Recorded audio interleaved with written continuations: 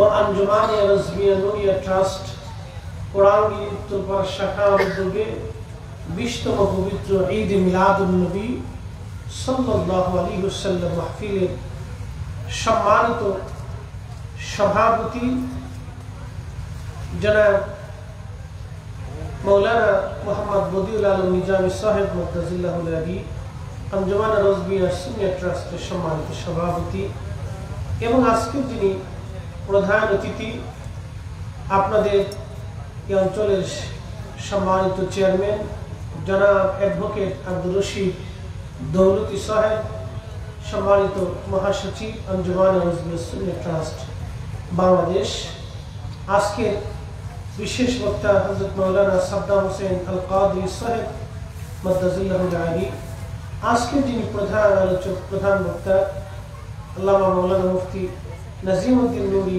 আল কাদরি সাহেব মুদ্দাজিল্লাহুল আলী সহ সকল উলামায়ে আহলে সুন্নাত, এলাকার গণ্যমান্য ব্যক্তিবর্গ, মুরব্বান ইকরাম, কলিজার টুকরো যুবক ভাইরা, পর্দানিশী আমার সম্মানিত মা ও বোনেরা, সকলের প্রতি আন্তরিক অভিনন্দন, শুকর এবং সুজুদ সেই মহান রব্বে কারীমের আলিশান আসমানে, যিনি পবিত্র রবিউল আউয়ালের শুভক্ষণে প্রথম জুমাতে জুমার দিনে আল্লাহ আমাদেরকে দিন শেষে রাত্রিতে এই শুভক্ষণে আল্লাহ বসার তৌফিক দিয়েছেন। 1,24,000 নবী, 313 জন রাসূল, তেনাদের মধ্যে প্রসিদ্ধ 4 জন রাসূল এবং সব নবী এবং রাসূলগণের যিনি শিরোতাজ, যিনি সৃষ্টির ফাউন্ডেশন, ইমামুল মুরসালিন, রাহমাতুল লিল আলামিন, মাকামে মাহমুদ ওয়ালা, সাহেব মেহশর, সাহেব কোরআন, সাহেব জান্নাত এবং সাহেব হাউজে কাউসার, আল্লাহর প্যারা মেহবুব, কঠিন হাসরের ময়দানে একমাত্র আল্লাহর সঙ্গে সর্বপ্রথমে বাক্যালাপ করলে বলা, কথা বললে বলা, আল্লাহকে সন্তুষ্ট করলে বলা, আল্লাহর প্রশংসা করলে বলা, যার হাতে থাকবে কঠিন হাসরে হামদের কথাটা এবং শাফাআতের কথাটা, সেই মহান নবীর উম্মত হিসেবে আল্লাহ আপনাকে আমাকে মঞ্জুর করছেন, আপনার আমার মতো নসিজান নাফরমানকে আল্লাহ কবুল করছেন। বলেন খুশি না রাজা? তাহলে একসাথে শুকরিয়া করে বলি আলহামদুলিল্লাহ। আল্লাহ যদি কিয়ামত পর্যন্ত হায়াত দেয় আর কিয়ামত পর্যন্ত শুধু আখিরি নবীর উম্মত হওয়ার শুকরিয়া আদায় করি, কৃতজ্ঞতা আদায় করি, সেজদায় পড়ে থাকি, তারপরও এই কৃতজ্ঞতা কখনো শেষ হবে না। আল্লাহ সেই মহান নবীর উম্মত বানাইলেন। পৃথিবী অন্ধকারে ছিল, অর্থাৎ সূর্যহীন অন্ধকার না, পৃথিবী অন্ধকার ছিল, আদর্শগত অন্ধকার, ইমানগত অন্ধকার, আকীদাগত অন্ধকার, বিশ্বাস, সামাজিক, পারিবারিক, রাষ্ট্রীয়, ধর্মীয় সমস্ত পর্যায়ে পৃথিবী অন্ধকারে নিমজ্জিত ছিল। মানুষের সমাজ, রাষ্ট্র ব্যবস্থা যখন একেবারে ভেঙে চুরমার হয়ে গিয়েছিল, মানব জীবন সভ্যতার জীবনে অন্ধকার নেমে এসেছিল। খুনাখুনি, মারামারি, কাটাকাটি, অশান্তি, বিশৃঙ্খলা। ঠিক সেই সময় আল্লাহ তার প্যারা হাবিবকে নূরওয়ালা হিসেবে নূরান্বিত করার জন্য, পৃথিবীতে আলো ছড়ানোর জন্য, এই দুনিয়ার অন্ধকারচ্ছন্ন মানুষকে আলোর দিকে ডেকে হেদায়েতের রাস্তা দেখিয়ে দুনিয়া আখিরাতের মুক্তির জন্য আল্লাহ তার হাবিবকে আমাদের মাঝে রাহমাতুল লিল আলামিন বানাইয়া পৃথিবীতে আল্লাহ পাঠাইলেন। আমাদেরকে আমাদের মাঝে আল্লাহ তার রাসূলকে পাঠাইয়া আমাদেরকে আল্লাহ ধন্য বানাইলেন। সেই জন্য একসাথে আবার বলি আলহামদুলিল্লাহ। প্রিয় উপস্থিতি, এই যে মাহফিল আমরা বসছি, সন্ধ্যা থেকে উলামায়ে কেরামের জবান থেকে আপনারা তাকরীর শুনতেছেন, কোরআন সুন্নাহ থেকে তারা আপনাদেরকে বুঝাইতেছেন আমাদের জীবনের করণীয় কি, কি করতে পারি আমরা, কি করলে আমরা আমাদের জীবনে নাজাত পাবো, শান্তি পাবো, সুখে থাকবো, সমাজ ভালো থাকবে, পরিবার ভালো থাকবে, রাষ্ট্র ভালো থাকবে, আমরা ভালো থাকবো, ব্যক্তিগত জীবনে, পারিবারিক জীবনে আমরা সুখী হব, শান্তিতে থাকবো। এমনকি আখিরাতের পথ আমাদের জন্য সহজ হবে। তো সাহাবায়ে ইকরাম দিক নির্দেশনামূলক সাহাবায়ে ইকরামের জীবনী, আম্বিয়া আলাইহিস সালামের জীবনী, আমার প্রিয় রাসূলের জীবনী কোরআন থেকে তাফসীর করে, হাদিস থেকে ব্যাখ্যা করে এবং জীবনের উপর আলোচনা করে আউলিয়া ইকরামের দেওয়া শিক্ষা, দীক্ষা, পথ এগুলি নিয়ে আপনাদের সামনে তারা আলোচনা করে উপস্থাপন করতেছে। শেষ সময় আমার পালা, তো আমিও আসছি আপনাদের সামনে কিছু কথা শুনি, আপনাদের থেকে দোয়া নিয়ে দোয়া করে বিদায় হওয়ার জন্য। তো উপস্থিতি মাহফিল দেওয়ার পিছনে একটা উদ্দেশ্য থাকে। সেই উদ্দেশ্যটা হলো এই মাহফিল হবে দুইটা উদ্দেশ্য। একটা হলো মানুষ উলামায়ে কেরামের কথা শুনে হেদায়েত প্রাপ্ত হবে। 2 নম্বর হচ্ছে এই মাহফিল থেকে এই সমস্ত মাটির নিচে যত মানুষ কবরে চলে গেছে তাদের জন্য দোয়া হবে। প্রশ্ন করি, জবাব দিবেন। 100 বছর বয়সে কোন বান্দা কি এখন জীবিত আছে এখানে? 100 বছরের কেউ না আছে কি? না, হয়তো 80, 90, 95 এরকম আছে, কিন্তু 100 বছরের পাওয়াটা খুব দুষ্কর। 2-10 গ্রাম বা একটা ইউনিয়ন ঘুরে হয়তো 1-2 জন পাওয়া যেতেও পারে, নাও যেতে পারে। তার অর্থ হচ্ছে 100 বছর আগে এই গ্রামে যারা ছিল আজকে তারা নাই,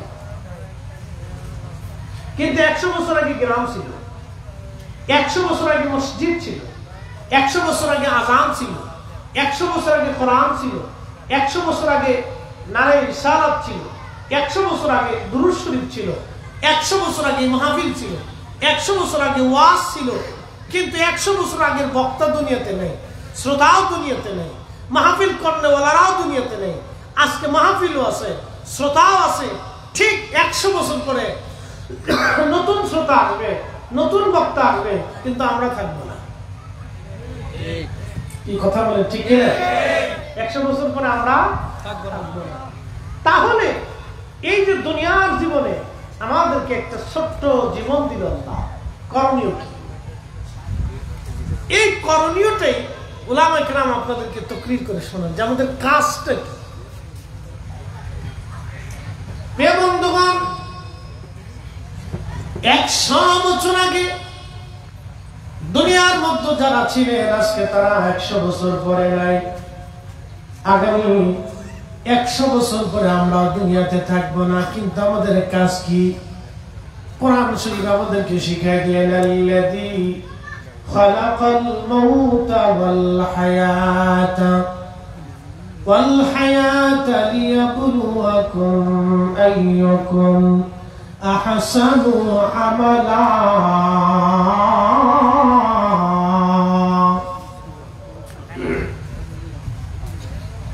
খুবই মনোযোগ দিবেন। আল্লাহর কোরআন বলল, তোমাদের জন্য হায়াত নির্বাচন করেছি, মৃত্যু নির্বাচন করেছি, হায়াত সৃষ্টি করলাম, মরণ সৃষ্টি করলাম। আল্লাযী খালাকাল মাউত, তোমাদের মৃত্যু সৃষ্টি করলাম। এই যে দেখবেন আপনার সামনে চাচা মারা গেল, বাবা মারা গেল, ফুফু মারা গেল, মা মারা গেল, বন্ধু মারা গেল, গ্রামের মানুষ মারা গেল, আত্মীয় স্বজন মারা গেল, কিন্তু মারা যে গেছে এটা সত্য, মৃত্যুটাকে আমরা দেখলাম না। এই মৃত্যুর একটা রূপ আছে, মৃত্যুর একটা চেহারা আছে, এই মৃত্যুর আকৃতি আছে, মৃত্যুর দৈর্ঘ্য আছে, প্রস্থ আছে। মানুষের যেমন সৌন্দর্য আছে, আকৃতি আছে, মৃত্যুর একটা আকৃতি আছে। আল্লাহ মৃত্যুটাকে সৃষ্টি করলেন, আবার এই মৃত্যুটাকে আল্লাহ মৃত্যু করে দিবেন। মৃত্যুটা এক সময় শেষ হয়ে যাবে, মরণেরও মরণ হবে। যে সময় মরণের মরণ আসবে, তামাম সৃষ্টির মধ্যে আর কোনো মউত আসবে না। আল্লাযী খালাকাল মাউতা ওয়াল হায়াত, তোমাদের মরণ আর হায়াত আমি আল্লাহ সৃষ্টি করলাম। এই জন্য সৃষ্টির ভিতরে আল্লাহর কোনো মৃত্যু নাই। আল্লাহু লা ইলাহা ইল্লা হুয়াল হাইয়ুল কাইয়্যুম কোরআন বলতেছে, আল্লাহ বলতেছেন হাবিব উম্মতকে জানান আমি সেই রব, আমি চিরঞ্জীব চিরস্থায়ী, আমি আল্লাহ শুরু নাই শেষও নাই, আমি আল্লাহ উত্তর আর দক্ষিণ পূর্ব পশ্চিম, আমি আল্লাহ কোন ব্যাসার্ধ কিছু নাই, আমি আল্লাহ অসীম, আমি আল্লাহর কোন সীমানা নাই। একবার জোরে বলা যাবে কি সুবহানাল্লাহ? অ্যাটেনশন, খুব মনোযোগের সাথে কথাগুলি শুনবেন। আমি খুব ইম্পর্টেন্ট কথা বলার চেষ্টা করব আপনাদেরকে নিয়ে। এই যে হায়াত এবং মৌত, আগে বলছি 100 বছর আগে কেউ আজকে নাই, 100 বছর পরে আমরা কেউ থাকবো না। এই সামান্য জীবন আল্লাহ দিলেন, করণীয় কি, কাজ কি, আমাদের কি কাজ? যে বেটা আমাদের দেশে 36,000 কোটি টাকা চুরি করে নিয়ে গেল, এই বেটা 36,000 কোটি সারা জীবন খেয়ে শেষ করতে পারবে? তার ছেলে মেয়েরা পারবে? পারবে না, কিন্তু নিয়ে গেছে। বিরাট দরবেশ, সর্বনাশ, কারিগর দরবেশ, তার চুল সাদা, দাড়ি সাদা, পাঞ্জাবি সাদা, টুপি সাদা, আমার কামি সহি হাদিস আর কিছু মানি দেয়। কত বড় সহি হাদিস মানিয়ে বলা? 36,000 কোটি, পদ্মা সেতু খরচা হয়েছে 32,000 কোটি, আর এক বেড়া হয়ে গেছে 36,000 কোটি। তাহলে এই জীবনের কি প্রয়োজন বলুন? কি জীবনে আছে, কি সুখ আছে জীবনে, কি শান্তি হলো? এখন যদি তার কবর দেওয়া হয়, আমার মনে হয় অনেক মানুষ তার কবরে যায় পেশাব করবে। ঠিক আসতে বলেন, জোরে বলেন। তাহলে এই জীবনের কি প্রয়োজন আছে? অনেক মানুষ কবরে জুতা নিক্ষেপ করবে, তাহলে এই জীবনের কি প্রয়োজন আছে? এই ছোট্ট জীবন, করণীয় কি? ছোট্ট জীবনে আমাদের কাজ কি? অনেকেই ভাবতেছে হয়তো আমি 1000 কোটি টাকার মালিক হব, 1000 কোটি টাকার মালিক হয়ে যাব, কিন্তু না। মালিক আপনি হলেন, ছেলেটা মদ পাই হলো, মালিক আপনি হলেন, ছেলেটা নেশাখোর হলো, মালিক আপনি হলেন, মেয়েটা বদ চরিত্রবান হলো। 1000 কোটি টাকার মালিক হয়ে কোন জীবনেও শান্তি পাইলেন না, না পাইলেন দুনিয়া, না পাইলেন কবর, না পাইলেন হাসর। এমন জীবন করিও গঠন, হাসিবে তুমি কাঁদিবে ভুবন। এমন জীবন করিও গঠন, হাসিবে তুমি কাঁদিবে ভুবন। এই 17 বছর ধরে একজন ক্ষমতায় রইল, মুহূর্তের ভিতরে মানুষ তারা আন্দোলন করে পাঠাই দিল। কিন্তু শাহজালাল 850 বছর ধরে বাংলার মসনদে এখনো বসে আছে। কোন সেনাবাহিনী লাগে নাই, মন্ত্রী পরিষদ লাগে নাই, কোটি কোটি মুসলমান তার জিয়ারতে যায়। কথা বলেন ঠিক কি? এজন্য ওলিরা দুনিয়ার মসনদের নবী হয় না, ওলিরা হয় রাসূলুল্লাহর আদর্শের মসনদের নবী, ওলিরা হয় নবীর কদমের গোলামের নবী। কথা বলেন ঠিক না? এজন্য আমরা সুন্নিরা নবী নবী করি, আমাদেরকে মানুষ বেদাতি কয়, পাগল কয়, আমরা বেদাতি।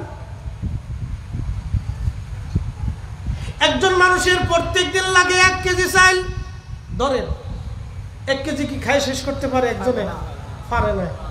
হাফ কেজি চাল লাগে, তাহলে 365 দিনে কয় কেজি লাগে? অর্ধেক লাগে, 150 কেজি। 150 কেজি, 200 কেজি চাল প্রত্যেক বছরে লাগে। 200 কেজি চাল হলে প্রত্যেক বছরে চলে যায়, তাহলে 200 কেজি করে 60 বছর হিসাব দেন কত মন চাল লাগে। এত মন চাল হলে একজন মানুষের জীবন পার হয়ে যায়। হয় আপনার 100 মন চালে একজন মানুষের জীবন পার হয়ে যায়। তো 100 মন চালের দাম কত হয়? তারপরে মানুষ চিন্তা করে মানুষের মাথা কেমনে কাটবো, ছুরি কেমনে করবো, এই রক্ত শুষে কেমনে খাবো। বলেন, যারা 1000 কোটি টাকা নিয়ে চলে গেল, ওরা আমাদের সবার টাকা নিছে। কি আওয়ামী লীগ, কি বিএনপি, কি জাতীয় পার্টি, কি জামাত, কি সুন্নি, কি হিন্দু, কি বৌদ্ধ, কি খ্রিস্টান, 18 কোটি মানুষের টাকা চুরি করছে। 18 কোটি সবার টাকা নিছে। ওর বাপের টাকাও নিছে, ওর ছেলের টাকাও নিছে, ওর স্ত্রীর টাকাও নিছে, ওর বাড়িতে কামলা খাটে তার টাকাও নিয়ে গেছে। আপনি হিসাব করে দেখেন, ও কাউরে ছাড় দেয়। তার মানে যারা আমার দেশের গরিব মানুষের টাকা চুরি করে, তারা আমাদের আমাদের রাষ্ট্রের কেউ না, আমাদের সমাজের কেউ না, ও আমাদের সবার দুশমন। কথা ক্লিয়ার না ভেজাল আছে? আমি কারোর বিরুদ্ধে বলার জন্য আসিনি, বোঝার জন্য আসছি বাবা। এগুলো আমাদের বোঝার দরকার, আমাদের শিখার দরকার। আগামীতে আমরা ভালো মানুষ নির্বাচিত করতে চাই। কি মানুষ? ভালো মানুষ, ভালো ব্যক্তিত্ব আমরা নির্বাচিত করব, তাদেরকে আমাদের কাছে রাখবো। আপনারা আমাদের আবার একটা বদ চরিত্র আছে, পয়সা না দিলে ভোট দেন। ভালো মানুষকে নিজের পক্ষ থেকে পয়সা খরচা করে হলো তাকে নির্বাচিত করতে হবে। মনে রাখবেন, সে 100 কোটি টাকা আপনার পিছনে খরচা করিয়া 100 কোটি টাকা খরচা করে সে চুরি করবে 1000 কোটি, আর আরেকজনে খরচা করবে না 1 কোটি, কিন্তু সে আপনাকে দিয়ে দেবে 1000 কোটি। তাহলে অর্থ হলো কি? আমরা নির্বাচনে আগামীতে টাকা খাইয়া কারো ভোট দেব না, আমরা এগুলো আমাদের আমানত, আমাদের দায়িত্ব। বলে হুজুর আপনি হঠাৎ করে নির্বাচনের শুরু করলে, নির্বাচন তো বহু দেরি আছে, কিন্তু এইগুলি না করলে এতদিন আমরা বলতে পারিনি, এতদিন আমরা বলতে পারিনি। একবার আমি এক জায়গায় ওয়াজ করছি পুলিশের বিরুদ্ধে, পরের দিন সকালবেলা 8টার সময় ফোন দেখে আপনি জঙ্গিবাদীর মামলায় বেঁচে গেছে। পুলিশে এসপি সাহেব ফোন দিছে আমার ফরিদপুরে, আমার চেয়ারম্যানের কাছে। চেয়ারম্যান সাহেব ফোন দিয়ে হুজুর আমি তো জানি আপনি কি সন্ত্রাস না জঙ্গি, আপনি তো আমাদের ইউনিয়নের গর্ব, কিন্তু কি বিপদ, আপনি কি ওয়াজ করছিলেন? আমি বললাম ঘুষ আর দুর্নীতির বিরুদ্ধে ওয়াজ করছিলেন। কার এই ওয়াজ করেন না, সরাসরি হিট করেন না, আংশিক আংশিক মাইল এগুলি কেমন আলাদা। হ্যাঁ, আমি সেদিন চিন্তা করলাম সর্বনাশ, আমরা কোথায় আছি, কোথায় বাস করতেছি। ঠিক বাঙালি জাতি যদিও ধৈর্যশীল, কিন্তু ধৈর্য একবার হারা হয়ে গেলে বুঝা গেল এ আর রক্ষা নাই। কথা বল না, ঠিক কিনা? আমাদের একটা গুণ কি জানে কি হয়েছে? বন্যায় যারা ত্রাণ দিতে গেছে, এখানে কি আমরা দল দেখছি? সুন্নি, খারিজি, রাফিজি, শিয়া, হিন্দু, বৌদ্ধ, খ্রিস্টান, মুসলমান, আমরা কিন্তু এগুলো দেখিনি। আমরা দেখছি মানুষ যেই পানির ভিতরে টাইনে উঠে এসেছি, আবার সবাই পীর মাসেক, উলামা, ফুদালা, সব দলের আলেমরা মিলে একসাথে, এবং সাধারণ ব্যক্তি, সাধারণ সংগঠন, যুবকরা, বৃদ্ধরা, মেয়েরা, ছেলেরা, ছোট ছোট কলেজ, স্কুল, ছোট ছোট বাচ্চারা পর্যন্ত টাকা কালেকশন করে তারপরে ত্রাণ দেওয়ার জন্য মানুষের কাছে ত্রাণ পাঠাইছে। তার অর্থ হচ্ছে আমরা কিন্তু ত্রাণ দেওয়ার সময় বলি নাই বেটা তুমি কি মিলাদ পড়নি, যদি মিলাদ পড়ো তো ত্রাণ দিতাম না। আবার জিজ্ঞেস নেই তুমি কি মিলাদ পড়নি, যদি না পড়ো তা দিতাম না। এগুলি জিজ্ঞাসা হয় নাই। আমরা বিপদকালে বাংলার মানুষ এক এবং অভিন্ন। কথা বলেন ঠিক না? দেশের সাথে আমরা কি জোরে বলেন, দেশের জন্য আমরা কি, দেশের জন্য আমরা কি, দেশের জন্য আমরা কি এক, দেশের স্বার্থে আমরা এক।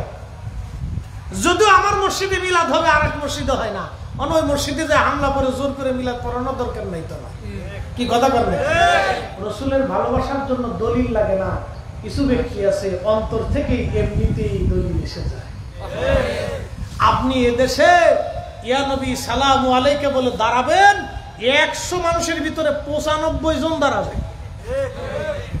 কত জন? 95 জন এদেশে মিলাদের সময় ইয়া নবী সালামু আলাইকে বলে দাঁড়াবেন, 95 জন দাঁড়ায় যাবে। আপনি রসুলের শান গাবেন, 100 মানুষের ভিতরে 99 জন মানুষ ওই শান শোনার জন্য পাগল হয়ে বসে থাকবে। এর অর্থ হচ্ছে রসুলের মহব্বত প্রত্যেক উম্মতের কলিজার ভিতরে আছে। তার অর্থ হলো এমন জীবন করিয়া গঠন, হাসিবে তুমি কাঁদিবে ভুবন। হাজার হাজার কোটি টাকার মালিক হয়ে লাভ নাই যদি মানুষ দোয়াই না করলো, ওই টাকার 4 পয়সা মূল্য নাই। কথা কোন ঠিক কিনা? বন্ধু আমার খুব মনোযোগ দিবেন, যেহেতু আলোচনা আসছে আপনাদেরকে নিয়ে আজকে একটা ঘটনা আপনাদেরকে শোনাবো। আজ মানুষের হক মেরে দিলে কি হবে তার। এই যে আমরা আমাদের সমাজে বাস করি, আমাদের ডানে বামে সামনে পিছনে কত দরিদ্র মানুষ আছে, আত্মীয় স্বজন আছে। এই যে ধরেন আপনি যদি ভালো খাবার খান, আপনার বাড়ি দোতলা বিল্ডিং, আপনি দোতলা বিল্ডিং একতলা বিল্ডিং এ বসে ভালো খাবার আপনি খাচ্ছেন, সুন্দর খাবার আপনি খাচ্ছেন, কিন্তু আপনার প্রতিবেশী ভালো খাবারটা পেল না, সামান্য এই আপনার কি বলে খেজুর দিয়ে ইফতার করলো। এবছর রমজানে ওই কোন মন্ত্রী যেন বলছিল খেজুর বাদ দিয়ে বড়ই দিয়ে ইফতার চালায় দেন। কত বড় শয়তান হলে আমাদের ইফতার নিয়ে যারা ঠাট্টা করে, আল্লাহ এর জমিন থেকে শয়তান বিদায় করে দিছে। কথা কোন ঠিক কিনা? মানুষের এটা অধিকার। ইফতার তো খেজুর দিয়ে করাটা আল্লাহ রাসূলের সুন্নাহ, আল্লাহ নবী। সে বলতে পারতো যে আমি অপারগ, আল্লাহর হস্তে সম্মানিত রোজাদাররা আমাকে মাফ করে দিয়ে, আমি চেষ্টা করছি আমি মধ্যপ্রাচ্য থেকে খেজুর আনতে পারি, এটা আপনাদের হক ছিল, আমি নিরুপায় হয়ে গেছি, আমি পারিনি, আপনারা আমি ক্ষমা চাই। খেজুর না খেয়ে বড়ই দিয়েছে পুরো শয়তান কোথায়। হ্যাঁ, আজকে বড়ই আল্লাহ পিঠের উপর দিয়ে দিয়েছে। শোনেন, হক কথা তিতা লাগে। দল বড় না, দলের চাইতে দেশ বড়, ইমান বড়। কি কথা কর না কেন? আমার দলে শুধু ভালো এই মন্তব্য হবে না, আমরা ব্যক্তি নির্বাচন করতে চাই। আমার সমাজে, আমার এলাকাতে আমার জন্য যে কাজ করবে আমি তার জন্য কাজ করব। কথা ঠিক কিনা? ব্যক্তি দেখতো ভালো ব্যক্তি যারা মানুষের হককে প্রাধান্য দিবে, এগুলো আমাদেরকে দেখতে হবে, এগুলো আমাদের দায়িত্ব। প্রিয় উপস্থিতি, আমাদের এই ছোট্ট জীবন, ছোট্ট জিন্দেগি আমরা কি করে গঠন করব নবীর সুন্নতের আঙ্গিকে? আমরা মারা গেলাম, ধরেন জানাজা নিয়ে যাচ্ছে, এমন সময় অনেক সময় দেখবেন জানাজা উপস্থিত হওয়ার পরে লোকেরা বলে আহা লোকটা খুব ভালো ছিল, লোকটা খুব আমলওয়ালা ছিল, দেখলে সুন্দর হাসি দিয়ে কথা বলতো, পর উপকারী লোক ছিল। আল্লাহর নবী সহিহ বুখারী এবং মুসলিমের মধ্যে নবীজি বলতেছেন উম্মতরে, সাথে সাথে আমার আল্লাহ ফেরেশতাদেরকে ডাক দিয়ে বলে, ফেরেশতারা রে, তোমরা এই বান্দার আমলনামায় লিখে দাও লোকটা ভালো। সবাই বান্দার প্রশংসা করে, আমি আল্লাহ আমার বান্দারে maaf করে দিয়ে জান্নাতি বানাই দিলাম। মানুষ মারা যাওয়ার পরে সমস্ত মানুষেরা যখন প্রশংসা করতে থাকে, তার ভালো বলতে থাকে, আমার আল্লাহ তারে maaf করে দিয়ে জান্নাতি বানায় দেয়। আর ডিবির হারুন যদি মরে যায়,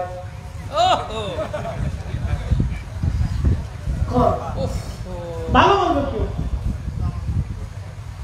কে ভালো বলবে বলে? আমার এই ক্যামেরা ছাড়া আমার এক ভাই, সে বলতেছে রাত্রি বসে বসে সে ভিডিও এডিট করতেছে, পুলিশে তারা ধরে নিয়ে গেছে, তুই সরকার বিরোধী কাজ করিস। থানায় নিয়ে যাওয়ার পরে 2 লক্ষ টাকা দিতে হবে। কল্পনা করতে পারবে? কত মানুষের বদদুয়া। আল্লাহর কসম করে বলি, এই সমস্ত মানুষ যারা মানুষের সাথে অন্যায় করে, জুলুম করে, ও মরার আগে পায়খানার গু খাইয়া বুধ খাইয়া মরতে হবে। এগুলো অন্যায়, এগুলো জুলুম, এগুলো অন্যায়, এগুলো জুলুম। আল্লাহ কোরআন বলতেছে, ইন্নাল্লাহ, আমি রব তোমাদেরকে হুকুম দিলাম, ইয়ামুরু বিল আদলি ওয়াল ইহসান, দুনিয়াতে ন্যায় বিচার করবে, ন্যায় করবে, হক করবে, ইনসাফ করবে, ইহসান করবে, দয়া করবে, ন্যায় করবে, অন্যায় করবে না, অন্যায়কে প্রশ্রয় দিবে না, অন্যায়কে সমর্থন করবে না, দুনিয়াতে ন্যায় করবে। এ বান্দা, আমি রব তোমাকে হুকুম করছি, ন্যায় করবে, ন্যায় করবে, অন্যায় করবে না। আপনি কল্পনা করতে পারবে? আজকে আসার সময় আমার গাড়ির ভিতরে বসে আমার কালাম ভাই বলতেছে, 3 দিন আমাকে ধরে নিয়েছে, ভিডিও এডিট করতেছে, তার দোকানে বসে বসে ধরে নিয়েছে, কিন্তু সরকার বিরোধী কাজ করতেছে। তাহলে ওনার বেলা যদি এরকম হয়, সারা বাংলাদেশে এরকম হাজার হাজার হয়েছে। কি কথা ঠিক কিনা? হাজার হাজার হয়েছে। এগুলি তো অন্যায়। প্রিয় উপস্থিতি আমার, এগুলি অন্যায়। আমরা অন্যায় মানব না, অন্যায়কে সমর্থন করব না। আবার এরকম আছে প্রশাসনের ভিতরে ভালো ব্যক্তিও আছে, কি আছে না? ভালো আছে, হাজার হাজার ভালো আছে। এমন পুলিশ প্রশাসনের কর্মকর্তা আছে আমাদের সাথে ভালো সম্পর্ক, অনেক ভালো, অনেক ভালো আছে। রাত্রে দেখলে আমাদেরকে আগায় দেয়, হুজুর চলে আপনাদেরকে আগায় দিই, অসুবিধা হতে পারে, খোঁজ খবর নেয়, কেমন আছে, এরকম আছে, ভালো আছে। কিন্তু ওরা আফসোস, মানুষ আমরা তাদের কাছে নিরাপত্তা চাই।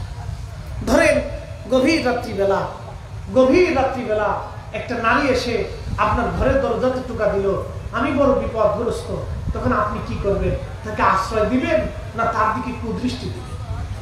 যদি আপনি কুদৃষ্টি দেন, আল্লাহি বিল্লাহি ও তাল্লাহি, আল্লাহর আসমান কেঁপে উঠবে। সে কঠিন বিপদের মুহূর্তে আপনার কাছে আশ্রয় চেয়েছিল, আর আপনি তো আশ্রয় দেন নাই, বরং আপনি তার সাথে অন্যায় করেছেন। আল্লাহি বিল্লাহি তাল্লাহি, এই কঠিন সিচুয়েশনটা আপনার উপরে তো আসবেই, আপনার সন্তানের উপর আসবে। এজন্য আল্লাহ জুলুমকে কখনোই সমর্থন করে নাই। জুলুমকে আল্লাহ ধ্বংস করেছে। জুলুমকে ধ্বংস করার জন্য আল্লাহর নবী পৃথিবীতে এসেছেন। জুলুমকে ধ্বংস করার জন্য সাহাবায়ে কেরাম রক্ত দিয়েছেন। জুলুমকে ধ্বংস করার জন্য শাহজালাল ইয়ামানি মুজাররিদি তলোয়ার হাতে এসে এই জমিনে দ্বীন কায়েম করে জুলুমকে বিদায় করেছে। কথা বলেন ঠিক না?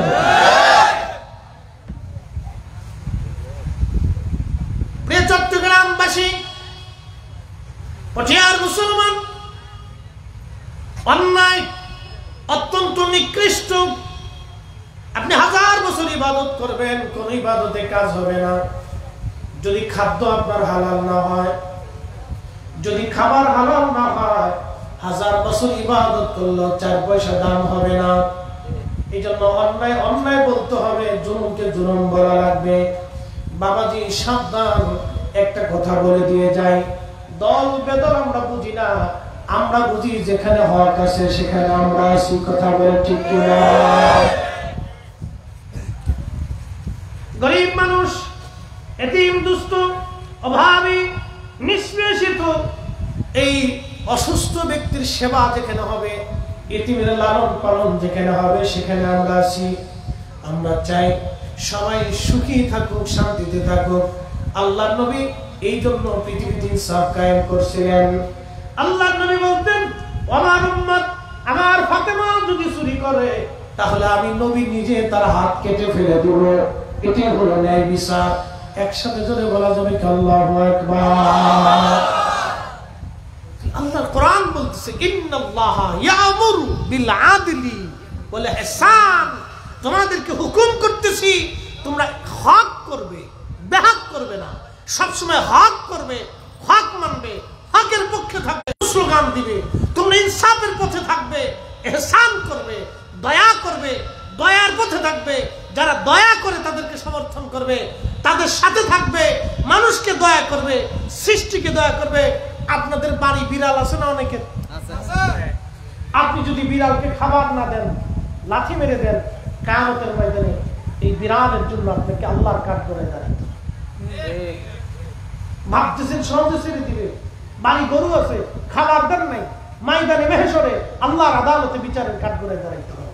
কুত্তা আছে, খাবার দেন নাই, আল্লাহর আদালতে আপনাকে দাঁড়াইতে হবে। আল্লাহ আপনাকে ওই কুকুরটাকে আপনার অধীনে করে দিয়েছিল, ওই কুকুর আপনার বাড়ি পাহারা দিয়েছে, সারা রাত সে ডিউটি পালন করছে, কিন্তু আপনি তার বেতন দেন নাই।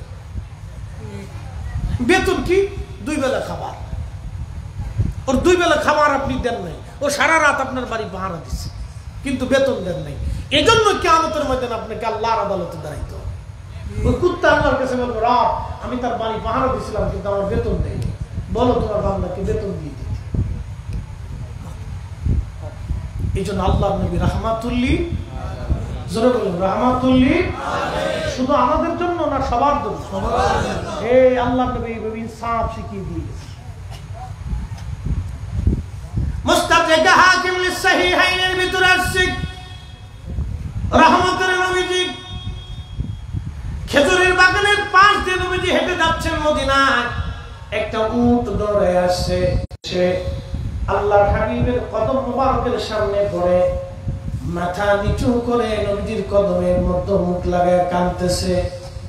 উটের জবান খুলে গেল, উট কাঁদে আর বলে ইয়া রাসূলুল্লাহ ইয়া হাবিবাল্লাহ, নবী গো আপনার কদমে আমার আরজি। উট কি জন্য তুমি কাঁদো? বলে ইয়া রাসূলুল্লাহ, আমার মনিব আমাকে শুধু মারে, আঘাত করে, কিন্তু খাদ্য দেয় না, কাজ বেশি বেশি করায়। এমন সময় পিছে পিছে ওই মদিনার সেই উটের মালিক দৌড়ে আসছে। আল্লাহর নবী বললেন, ও উটের মালিক, তুমি কি উটের মালিক? বলে হ্যাঁ ইয়া রাসূলুল্লাহ। তুমি কি তাকে খাবার কম দাও, কাজ বেশি করাও এবং মাঝে মধ্যে তারে পিটাও? বলে ইয়া রাসূলুল্লাহ, কি করে আপনি জানলেন? বলে উট এসে তোমার বিরুদ্ধে আমার করেছে। একবার জোরে বলে জোরে আল্লাহু আকবার। আল্লাহর কোরআন বলতেছে, ওয়ামা আরসালনাকা ইল্লা রাহমাতাল লিল আলামিন।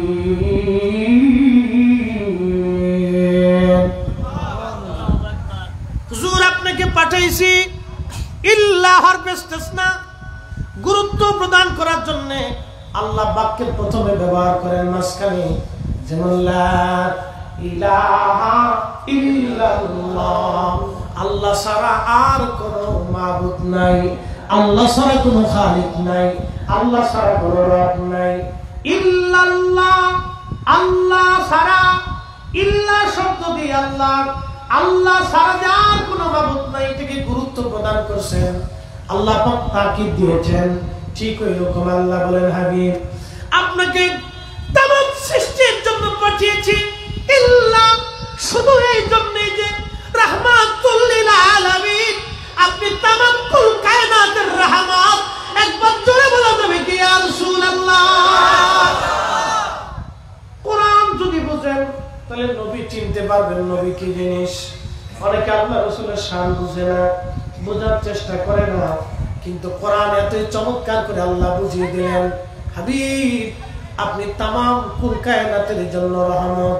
আল্লাহ মামুল্লাহ আলী কারি মাক্কি আল মাউরিদুর রাবি ফি মাউলিদিন নবী সাল্লাল্লাহু আলাইহি ওয়াসাল্লাম, এই কিতাবের মধ্যে তিনি লেখেন, আল্লাহর সৃষ্টির মধ্যে 18,000 আলম আছে, একটা দুইটা আলম না, 18,000 আলম।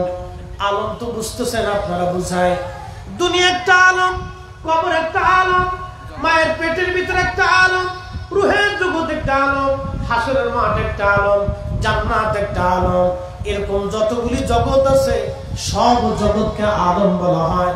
আল্লাহ কোরআন বলতেছে, রাব্বিল আলহামদুলিল্লাহি ওয়া রাব্বিল আলামিন, সমস্ত প্রশংসা সেই রবের জন্য যিনি সমস্ত জগৎ সমূহের রব। আর আল্লাহ ডাক দিলেন, হাবিব আপনাকে আমি বাদ দিলাম না, আপনি তামাম জগৎ সমূহের রহমত, রেহেমের জগতের রহমত, রূহের জগতের রহমত, কবরের জগতের রহমত, দুনিয়ার জগতের রহমত, আখিরাতের জগতের রহমত, জান্নাতের জগতের নবীর রহমত। চিৎকার মেরে বলবেন আল্লাহু আকবার। নবী নবী নবী, আমাদের নবী। আমরা এত বড় দামি নবীর উম্মত, আমরা নবী চিনতে পারলাম না, হায় আফসোস। আমরা নবী চিনতে পারলাম, কাঁদে আর বলি, ইয়া রাসূলুল্লাহ মালিক আমারে মারে, খাবার কম দেয়, কাজ বেশি করায়। আল্লাহর নবী ধমক দিলেন, এই উটের মালিক, তুমি উটকে কাজ বেশি করো, আমাদের মধ্যে পিটাও। বলে ইয়া রাসূলুল্লাহ আমার ভুল হয়ে গেছে, আমি মাফ করে দিলাম। বলে উটটা আমার কাছে বিক্রি করে দাও। উটের মালিক বলে, ইয়া রাসূলুল্লাহ বিক্রি করব না, এই উটটা আপনাকে আমি হাদিয়া দিয়ে দিলাম। একবার জোরে বলা যাবে আল্লাহু আকবার। রাহমাতুল লিল আলামিন, আপনি উম্মতের জাবিন, গুনাহগারের অতি আপনজন। আল্লাহর নবী, নূরের নবী, আপনি নবী আমার জীবনের জীবন। সালাতুল্লাহ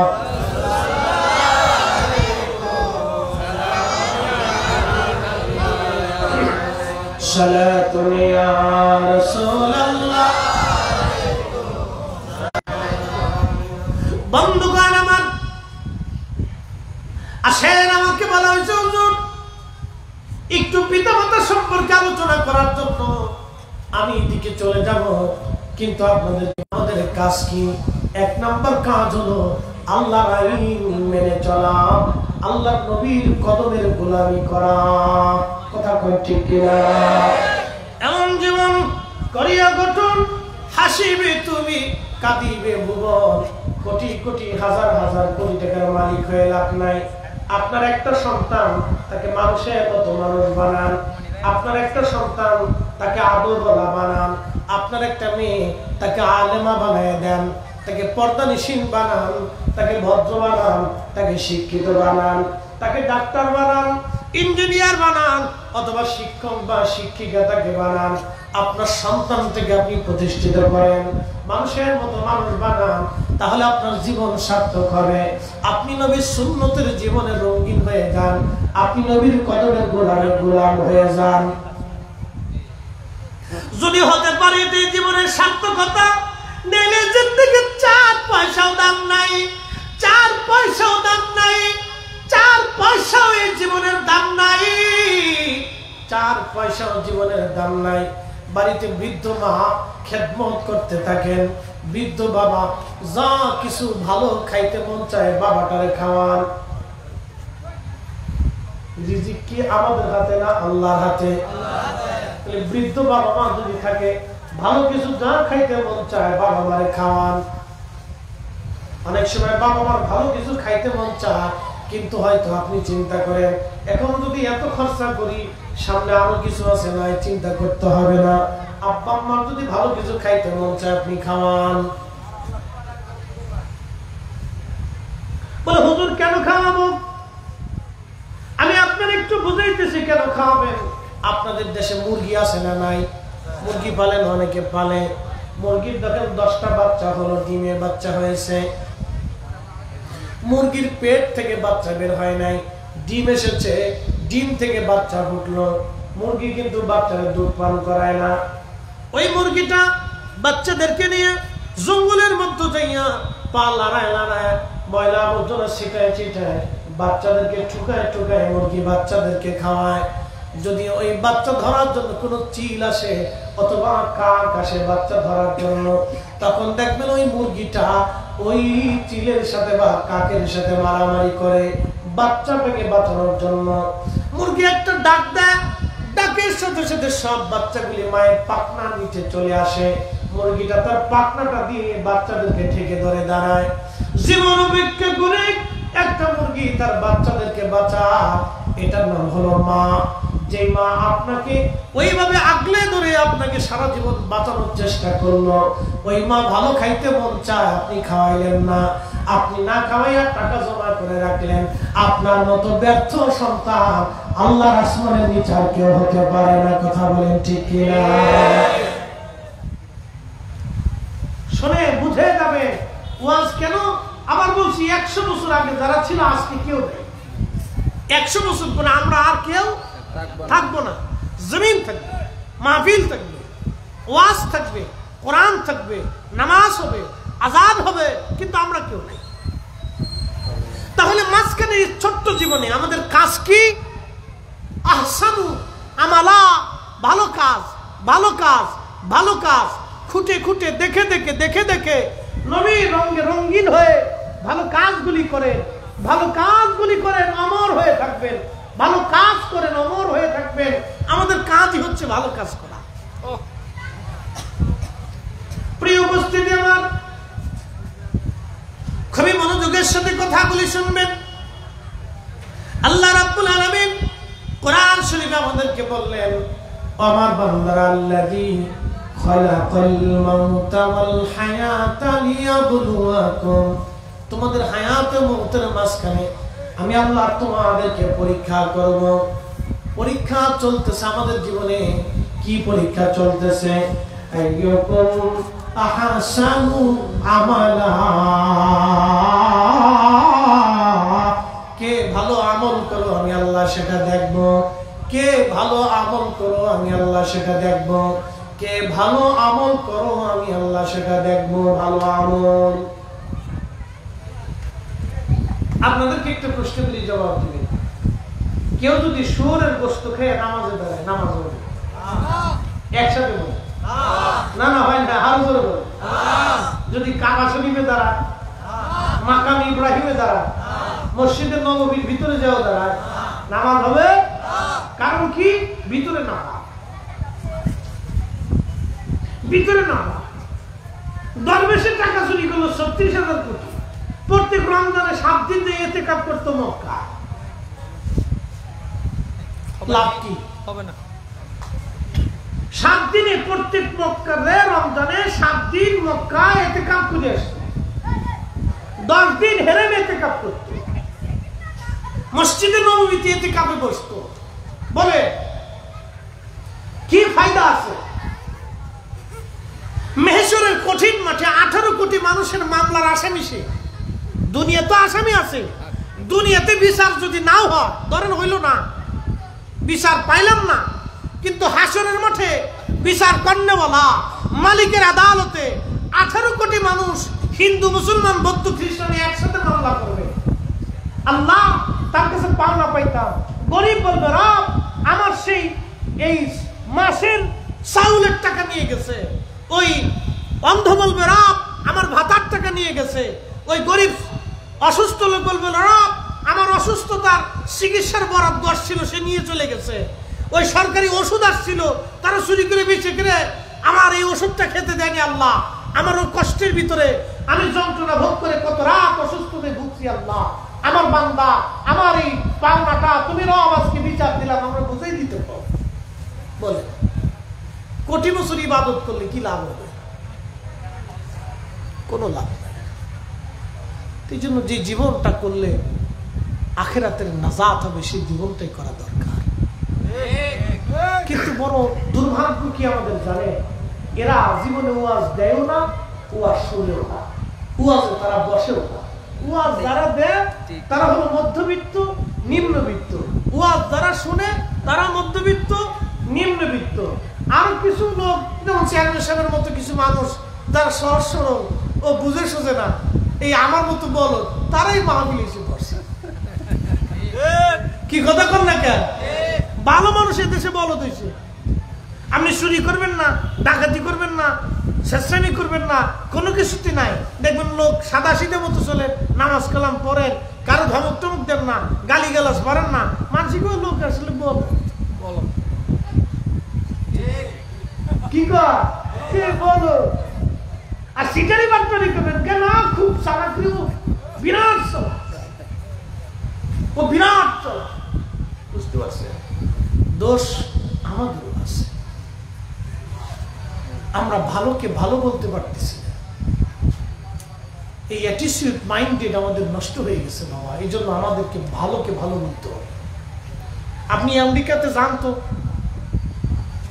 অর্ধ উলঙ্গ মেয়ে হাফ প্যান্ট পরে রাস্তায় হাঁটতেছে, আপনি তাকে দিয়ে চুরি করাইতে পারবেন না।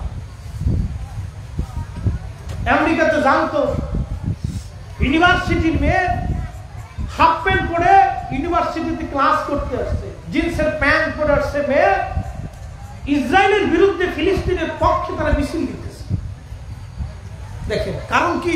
মানবতার জন্য। ওরা এই মানুষ মেরে ফেলতেছে, এটা অন্যায়।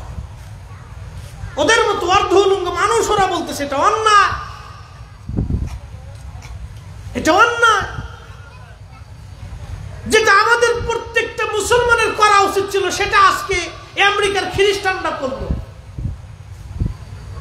যেটা আমাদের সৌদি আরবের কথা ছিল সেটা আজকে ব্রাজিল করতেছে।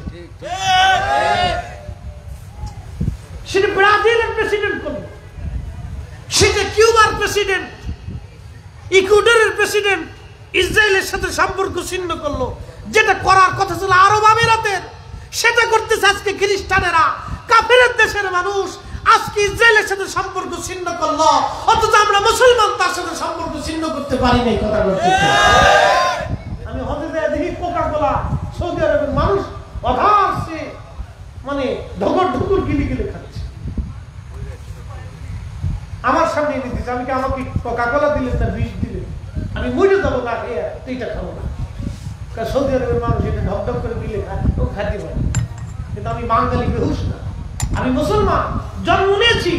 চোখের সামনে ফিলিস্তিনের নিরীহ মানুষ কত হাজার হাজার হাজার হাজার সন্তান আজকে এতিম হয়ে গেছে, পরিবার সহ নিশ্চিন্ন হয়ে গেছে, নাই পা নাই।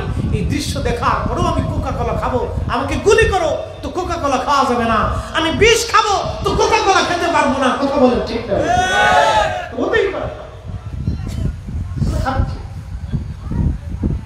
বুঝতে পারছেন? আমরা অনেক সমস্যার ভিতরে উপায় কি?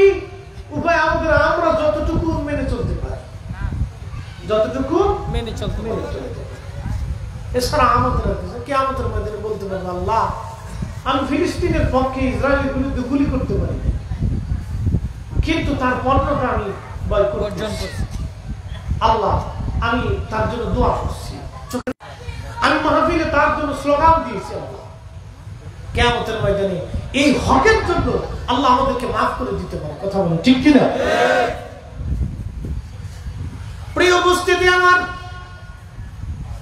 পটিয়ার মুসলমান খুব মনোযোগ দিয়ে শুনবেন। আজকে একটা ঘটনা শোনাবো আপনাদেরকে। যারা বাবা মাকে শ্রদ্ধা কোন করেন, মহব্বত কোন করেন, শুনে যাবেন আজ, মনে রেখে যাবেন এই ওয়াজ সারা জীবনের জন্য। এই ঘটনাটা মনে রাখবেন। বিশ্ববিখ্যাত ইমাম আবুল ফারাজ ইবনুল জৌজি, ওনার একটা কিতাব আছে নূরুল হিকায়াত। এই কিতাবের মধ্যে তিনি একটা ঘটনা লিখতেছেন। বিশ্ববিখ্যাত আল্লাহর একজন ওলি ছিলেন, তার নাম হযরত মালিক ইবনে দিনার আল ইরাকি আল বসরি রাহমাতুল্লাহ আলাইহি। হযরত মালিক ইবনে দিনার তিনি প্রত্যেক বছরে মক্কায় হজ করার জন্য ইরাকের বসরা থেকে আসতেন। এক বছর তিনি হজে আসলেন, হজ শেষ করলেন। হজ শেষ করার পরে আল্লাহর দরবারে দোয়া করলেন, আল্লাহ আপনি দয়া করে আমাকে জানান কার হজ হলো কার হজ হলো না, আপনি দয়া করে আমাকে একটু জানান আল্লাহ। উনি দোয়া করলেন, কান্নাকাটি করলেন, আল্লাহ এত মানুষ হজে আসলো কিন্তু দোয়া কবুল হলো কি হলো না জানা নাই। মনে রাখবেন, হজের প্রথম দিন শুরু হয় আরাফাতের মাঠ দিয়ে।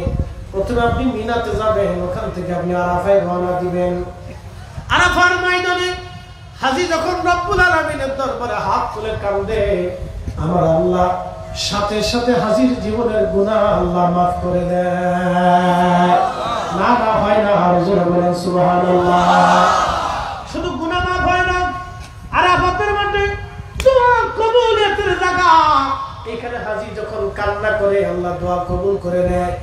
এই জন্য আরাফাতের ময়দানে যখন হাজিরা দোয়া শুরু হয়, কান্নার রোল পড়ে যায়, হাজিরা চিৎকার মেরে মেরে কান্না করতে থাকে। জীবনের সব করে আল্লাহ ভুল হয়ে গেছে। আরাফাতের মাঠে হাজী কান্না করে বেশি পরিমাণ। আরাফাতের মাঠে হয়, আরাফাতের মাঠের দোয়া কখনো ফেরত আসে না।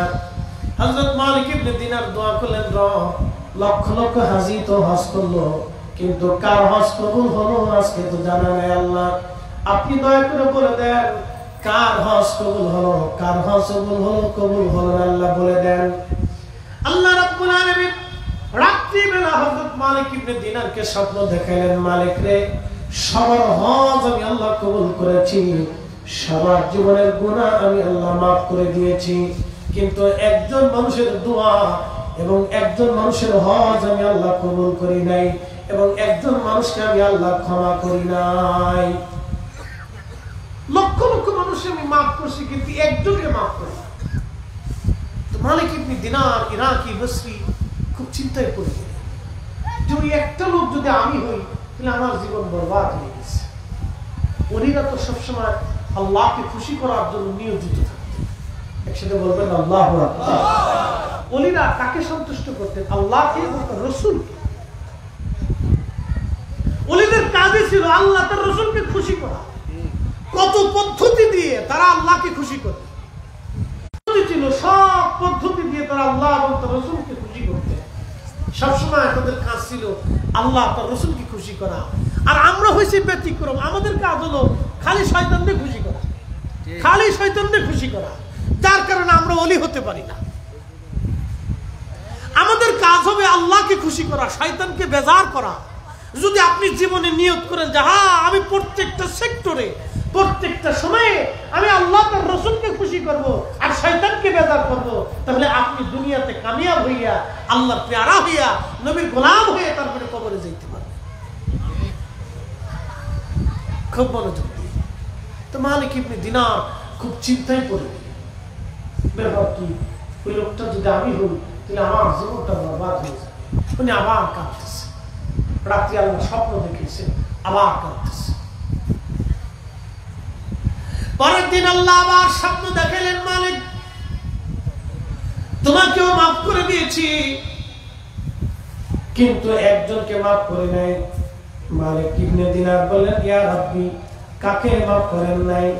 বলে, তার নাম মুহাম্মদ ইবনে হারুন সমরকন্দি। মুহাম্মদ ইবনে হারুন সমরকন্দি।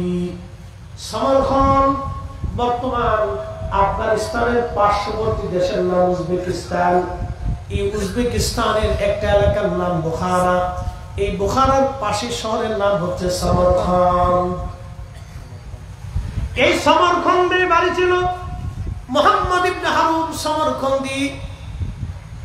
মালিক ইবনে দিনার রাহমাতুল্লাহ ঘুম ভেঙে গেল, তাহাজ্জুদ পড়লেন, ফজরের নামাজ পড়ে হেরেম শরীফের আহলুল মক্কা যারা ছিলেন, মক্কার বাসিন্দা, তাদেরকে ডেকে বলেন, হে বাসিন্দারা, মুহাম্মদ ইবনে হারুন সমরকন্দি নামক কাউকে কি তোমরা চিনো? লোকেরা বলল, হ্যাঁ হুজুর, আমরা তার চিনি, সে মস্ত বড় বুজুর্গ, আমল করনেওয়ালা। আজকে 40 বছর ধরে সে মাকামে ইব্রাহিমের সারা রাত ভরে ভরে আল্লাহর ইবাদতে কাটায়। অ্যাটেনশন, আমার দিকে তাকাবে, কি ইম্পর্টেন্ট কথা।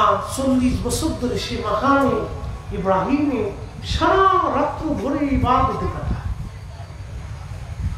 আমি আপনি যদি একটা বারের জন্য হেরেমে যাই, হেরেমে যাওয়ার পরে অনুভূতিটা একেবারেই পরিবর্তন হয়ে যায়, চেঞ্জ হয়ে যায়। তাওয়াফের সময় কত কোয়ালিটির নারী আপনার সাথে তাওয়াফ করে, আফ্রিকা, ইউরোপ, এশিয়া, আমেরিকা, 7 মহাদেশের মানুষ, 7 মহাদেশের মুসলমান, নারী পুরুষ, কিন্তু কেউ কারো দিকে ভুরুক্ষেপ করে না। একসাথে বলবেন আল্লাহু আকবার।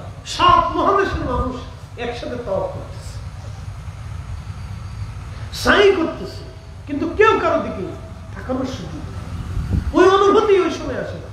হেরেম শরীফে মাকাম ইব্রাহিমে কাবা ঘর ধরে যখন কান্নাকাটি করে, কি পুরুষ কি মহিলা, পাশে মহিলা খোদার ঘর ধরে কাঁদতেছে, পাশে যুবক খোদার ঘর ধরে কাঁদতেছে, কিন্তু নারীর দিকে তাকানোর কোনো অনুভূতি নেই। এটা সেই কাবা শরীফ, সেই জায়গা। 40 বছর ধরে মাকাম ইব্রাহিমে লোকটা একনিষ্ঠভাবে সারা রাত আল্লাহর ইবাদতে কাটাই দিচ্ছে, কিন্তু তার হজ কবুল হয় না, দোয়া কবুল হয় না। মালিক ইবনে দিনার আশ্চর্য হয়ে গেলেন, ব্যাপার কি? এত বড় বুজুর্গ 40 বছর ধরে মাকাম ইব্রাহিমে নামাজ ইবাদতে কাটায়, কিন্তু 40 বছর ধরে তার ইবাদত কবুল হয় না, রোজা কবুল হয় না, তার দোয়া কবুল হয় না। কারণ কি? চিন্তায় বলল, ও লোকেরা, সে কোথায় আছে তোমরা কি জানো? বলে, হুজুর, রাত্রিবেলা সে মাকাম ইব্রাহিমে নামাজ পড়ে, কিন্তু দিনের ভাগে মক্কার বিরান ভূমি একটা এলাকা ছিল যেখানে জনমানবহীন শূন্য বিরান ভূমি বলা হতো। ওইখানে একটা গাছ ছিল, ওই গাছের নিচে সে সারাদিন আল্লাহর ইবাদতে কাটায়, আর রাত্রিবেলা মাকাম ইব্রাহিমে কাটায় দেয়। বলতেছে, লোকেরা, ওইখানে গেলে কি মুহাম্মদ ইবনে হারুন সমরকন্দি আমি পাবো? বলে, হ্যাঁ, ওইখানে গেলে আপনি অবশ্যই পাবেন। হযরতে মালিক ইবনে দিনার আল ইরাকি মিসরি রাহমাতুল্লাহি আলাইহি তিনি চলে গেলেন সেই বিরান ভূমিতে। গাছের নিচে যা দেখলেন ডান হাত কাটা, একটা হাত তার নাই, একটা হাত তার নাই। আল্লাহর বান্দা গাছের নিচে দাঁড়ায়া দাঁড়ায়া নামাজ পড়তেছে। হযরতে মালিক ইবনে দিনার আল ইরাকি মিসরি রাহমাতুল্লাহি আলাইহি তিনি আস্তে করে সালাম দিয়ে তার পাশে বসে গেলেন। সে নামাজ শেষ করলো, নামাজ শেষ করার পরে সালামের জবাব দিয়ে বলল, হে আল্লাহর বান্দা, আপনার পরিচয় কি, কি জন্য আপনি আমার এখানে আসছেন? আমার এখানে তো সহসা কোনো ব্যক্তি আসে না, কারণ কি, কি প্রয়োজন আপনার বলেন। তখন হযরত মালিক ইবনে দিনার বললেন, হে আল্লাহর বান্দা, আপনার নাম কি মুহাম্মদ ইবনে হারুন সামরকন্দি? বলে, হ্যাঁ, আমার নাম মুহাম্মদ ইবনে হারুন সামরকন্দি। বলে, হুজুর আপনার পরিচয় কি? আপনাকে তো চিনলাম না। বলে, আমার নাম মালিক ইবনে দিনার আল ইরাকি আল বসরি। তখন সামরকন্দি বলতেছে, হ্যাঁ হুজুর, আপনাকে চিনছি, আপনি ইরাকের জাহিদ এবং আবিদ, আপনি মস্ত বড় আল্লাহর ওলি, আপনি মস্ত বড় আল্লাহর বন্ধু। মালিক ইবনে দিনার বললেন, না, আমি আর কি আল্লাহর ওলি হলাম? আমি তো আল্লাহর ওলি হতে পারি নাই, আল্লাহর পেয়ারা হতে পারি নাই। আল্লাহর ওলি তো ছিলেন ওমর ইবনে আব্দুল আজিজ রাদিয়াল্লাহু আনহু, যাকে মুসলমানের দ্বিতীয় ওমর বলা হয়, ইসলামের প্রথম মুজাদ্দিদ যাকে বলা হয়। তিনি বাদশাহী পাওয়ার পরও বাদশাহী নেন নাই, বাদশাহী পাওয়ার পরও তিনি বাদশাহী করেন নাই। প্রশ্ন রাখতে পারেন মুফতি ফরিদি, ওমর ইবনে আব্দুল আজিজ বাদশাহী পাওয়ার পরও বাদশাহী করেন নাই? হ্যাঁ, উনি 2 বছর খেলাফতের আসনে ছিলেন, মুসলিম মিল্লাতের খলিফা ছিলেন। শুনেন ওনার জীবনের আমানতদারিতা। ওনার একটা ছোট্ট বাচ্চাকে নিয়ে, স্ত্রী ফাতেমাকে নিয়ে উনি বাইতুল মালে গেলেন। বাইতুল মাল তো চিনছেন, রাষ্ট্রীয় কোষাগার, রাষ্ট্রীয় ধনাগার। ধরেন বাংলাদেশ ব্যাংক, বাংলাদেশ এটাও চুরি করছে, পুরে চুরি।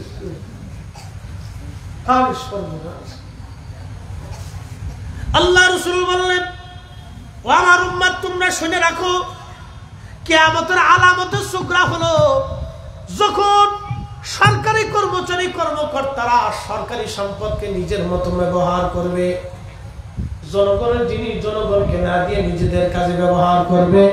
বুঝবা, এটা কিয়ামতের আলামত, কিয়ামত ঘনায় গেছে। আর কিয়ামত বেশি দেরি নাই, এখন সেগুলি দেখা যায় বাস্তবে, তার প্রমাণ। কথা বলেন ঠিক কিনা? আমার দিকে তাকান, কষ্ট হচ্ছে? 10 মিনিট আর চলুক ইনশাআল্লাহ। না কষ্ট হইতেছে? কেমন 12:30 আপ প্রায় 40, 12টা 40, একটা বাজে নেই হবে। চলুক আর একটু ইনশাআল্লাহ, নাকি বলে? চলবে? একসাথে বলে তো আল্লাহু আকবার, নারে তাকবীর, নারে রিসালাত। স্ত্রী কিনে বাইতুল মালে গেছে, তো খেজুর আছে, আপেল আছে, কমলা আছে, গম আছে, জব আছে, এরকম অনেক কিছু বাইতুল মালে রাষ্ট্রীয় কোষাগারে জমা হয়ে গেছে। তো না, ছোট্ট ছেলেটা দৌড়াইয়া, অ্যাটেনশন আমার দিকে দেখেন, ছোট্ট ছেলেটা দৌড়াইয়া বাইতুল মালের একটা আপেল ধরে মুখের মধ্যে দিয়েছে। বাচ্চা ও ফল পাইছে, নিয়ে মুখের মধ্যে দিয়ে কামড় দিয়ে খাওয়া শুরু করছে। হযরত মালিক ইবনে হযরত ওমর ইবনে আব্দুল আজিজ রাদিয়াল্লাহু আনহু, তিনি আস্তে করে নিয়ে বাচ্চার হাত চেপে ধরলেন। বাচ্চার হাত চেপে ধরার পরে হাত থেকে আপেলটা ছিনে নিলেন, বাচ্চার মুখটা চেপে ধরে আঙ্গুল ঢুকাই দিয়া মুখের ভিতর থেকে বাকি আপেলের টুকরা বের করে নিয়ে আসলেন। বাচ্চাটা কান্না শুরু করলো। স্ত্রী ফাতেমা দৌড়ে এসে বাচ্চাকে কোলে নিলেন। স্বামীকে বললেন, স্বামী আমার, এতটুকুন বাচ্চাটা বুঝে নাই, একটা আপেল নাই ও নিয়েছিল, মুখের মধ্যে যেটা দিয়েছিল আপনি খেতে দিলেন না কেন? বের করার কি প্রয়োজন ছিল? সামান্য একটু টুকরা। ওমর ইবনে আব্দুল আজিজ বলেন, বিবি, ওই টুকরাটা ওটা আমার না, এটা জনগণের টুকরা। একসাথে ধরে বলা যাবে আল্লাহু আকবার। না হয় না, এরা মুসলিম, এরা রাসূলের আদর্শবান ছিলেন, এরা রাষ্ট্রপ্রধান ছিলেন। এইরকম রাষ্ট্রপ্রধান যখন আমাদের দেশে আসবে, আমাদের দেশের মানুষ নিশ্চিন্তে রাত্রিবেলা দরজা খুলে ঘুমাইতে পারবে। কথা বলে ঠিক নয়? কল্পনা করতে পারবে রাষ্ট্রপ্রধান বলতেছে স্ত্রী আমার এই ছোট্ট বাচ্চাটা মুখের ভিতরে যে আপেলের টুকরা দিয়েছে এটা আমার না, এটা রাষ্ট্রের। আমার বাচ্চা আজকে কষ্ট পেয়েছে, পাপ। আমার বাচ্চা কষ্ট পেয়েছে, আমার কষ্ট লেগেছে, কিন্তু কিয়ামতের ময়দানে এই ছোট্ট আপেলের টুকরার জন্য আমি আল্লাহর আদালতে রাষ্ট্রীয় মামলার ভিতরে পড়ে আল্লাহর আদালতে দাঁড়িয়ে থাকতে পারবো না। ওই কষ্টটা আমার ভয়ঙ্কর হবে। ব্যথা পাক, আমি ব্যথা পাই, এটা সহ্য করা যাবে, কিন্তু কিয়ামতের ময়দানে আল্লাহর সামনে এই মুখ নিয়ে দাঁড়াবো, এটা লজ্জা করবে, আসামি হয়ে যাবো সেই দিন। এটা হতেই পারে না। একসাথে বলা যাবে সুবহানাল্লাহ। মুসলিমরা, মুসলমান আর আমার দেশের মুসলমান মসজিদের টাকা পর্যন্ত চুরি করে দিয়েছে। আজকে এক মাহফিল কমিটির ফোন দিয়ে বললাম যে ভাইজান, মাহফিল তো অনেকদিন আগে ডেট নিছেন, কিছু পথ খরচা তো দেওয়া লাগে, এটা তো নিয়ম। তা বলতেছে হুজুর মনে কিছু নিয়েন না, মসজিদে চোরে ঢুকিয়ে সব বাক্স টাক্স নিয়ে টাকা চুরি করে নিয়ে গেছে। আমার মসজিদে প্রত্যেক জুমাতে কোন জুমাতে 20,000 আসে, 25,000 আসে, 30,000 আসে, প্রত্যেক জুমাতে উঠে কালেকশন, শুধু হ্যান্ড কালেকশন, হাতের যেটা আসে। তো ঢাকাতে তো অনেক টাকা ধরছে, মসজিদে কাজ ধরবে, গিরিল কাটছে চোরে, গিরিল কেটে ভিতরে ঢুকে 3টে তালা কেটে তারপরে মসজিদের টাকা নিচ্ছে। মুতল্লি সাহেব বলতেছে হুজুর একটু দোয়া করেন আল্লাহ চোরের যাতে হেদায়েত দেয়। আমি বললাম কি চোরের চোর মুতল্লি সাহেব, যে গিরিল কাটছে 3 তালা কেটে তারপর মসজিদের টাকা যে চুরি চুরি করছে, আমার দোয়াই কি আর এই টাকা ফেরত দিবি না? আমরা মুসলমান চিন্তা করতে পারছেন? আহা, আমাদের কাছে পৃথিবীর সব মানুষ নিরাপদ, কি হিন্দু, কি বৌদ্ধ, কি খ্রিস্টান। ও মায়ের কোলে যেমন ঘুমাবে, মুসলমানের কোলে ওইভাবে ঘুমাইতে হবে। কি কথা বলেন? হিন্দু আপনার গ্রামে ওইভাবে নিরাপদ থাকবে যেভাবে আপনার সন্তান আপনার কোলে নিরাপদ থাকবে। মুসলমানের কাছে একজন বিধর্মী ওইরকম নিরাপদ থাকতে হবে যেরকম বাবার কোলে সন্তান। এটার নাম ইসলামিত্ব, এটার নাম মুসলমানিত্ব। আল্লাহ নবীটা শিক্ষা দিয়ে গেছে, উম্মাহ তোমরা শিখাও। খাজা বাবা আজমিরি শিখিয়েছে, হযরতে শাহজালাল আলী আমরি মুজাররিদি শিখিয়েছে, কুতুবউদ্দিন কাকি শিখিয়েছে, নিজামউদ্দিন আউলিয়া শিখিয়েছে, মুজাদ্দিদ আল ফিসানি শিখিয়েছে, হুজুর গাউসে পাক শিখিয়েছে, বাহাউদ্দিন নকশবন্দি বুখারী শিখিয়েছে, ওলিরা শিখিয়েছে যে সব ধর্মের মানুষ মুসলমানের কাছে নিরাপদ থাকতে হবে। বাবার কোলে সন্তান যেমন নিরাপদ, মার কোলে ছেলেটা মেয়েটা যেমন নিরাপদ, মুসলমানের বাড়িতে, মুসলমানের দেশে, মুসলমানের গ্রামে অন্য ধর্মের মানুষ ওইরকম নিরাপদ থাকতে হবে। প্রিয় মুসলমান আমার, হযরত মালিক ইবনে দিনার খুব চিন্তিত, সালাম দিয়ে বলতেছেন মুহাম্মদ ইবনে হারুন সমরকন্দি বলে, হ্যাঁ আপনার কাছে আমি আসছি আপনাকে একটা দুঃখের সংবাদ দেওয়ার জন্য। বলতেছে হুজুর কি দুঃখের সংবাদ বলেন? বলতেছে আমি আজকে 2 রাত ধরে আল্লাহর দরবারে রোনাদারি করি, এবছর হজ হয়ে গেল, কার হজ হলো কারটা হলো না। আমি আল্লাহর দরবারে কান্নাকাটি করলাম, আমার মালিকের দরবারে অ্যাপ্লিকেশন করলাম। আল্লাহ বলেন সবার হজ কবুল হয়েছে, সবাইকে আল্লাহ মাফ করে দিয়েছে, কিন্তু তুমি মুহাম্মদ ইবনে হারুন সমরকন্দির আল্লাহ মাফ করে নাই। মুহাম্মদ ইবনে হারুন সমরকন্দি বসে বসে কান্না করতেছিলেন। বলতেছে হুজুর শুধু আজকে না, আজকে 40টা বছর ধরে 40 জন আবদাল, 40 জন ওলি প্রত্যেক হজ শেষ হয়ে যাওয়ার পরে এই দুঃখের সংবাদটা আমাকে দিয়ে যায়। আজকে 40 বছর আপনি আসলেন আমাকে দুঃখের সংবাদ দেওয়ার জন্য। 40 বছর ধরে আমি মাকাম ইব্রাহিমের সারা রাত নামাজ পড়ি, 40 বছর ধরে নিষিদ্ধ সময় ব্যতীত আমি রোজা রাখি, 40 বছর ধরে বিরান ভূমিতে আমি ইবাদত করি, 40 দিন পর পর আমি পেট ভরে খাবার খাই, সারাদিন রাতে এক বেলা কোন রকম সোনার বুট খেয়ে আমি কোন রকম দিন চালাই দিই। 40 বছর আমার ক্ষমা হয় নাই, 40 বছর আমার হজ হয় নাই, আমি ইবাদত করি, কোন ইবাদত কবুল হয় নাই।